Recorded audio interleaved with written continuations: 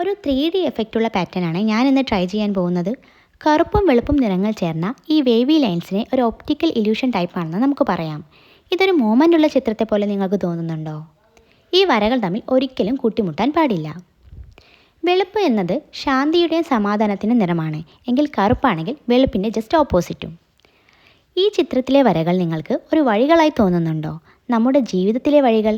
ഇതിലെ കറുത്ത ഭാഗങ്ങൾ കഷ്ടപ്പാടിൻ്റെയും വെളുത്ത ഭാഗങ്ങൾ പ്രതീക്ഷകളുടെയുമാണ്. ഇതിനിടയിലെ ചെറിയ മറ്റു നിറങ്ങൾ അവ നമ്മുടെ സ്വപ്നങ്ങളും ആഗ്രഹങ്ങളുമാണ്.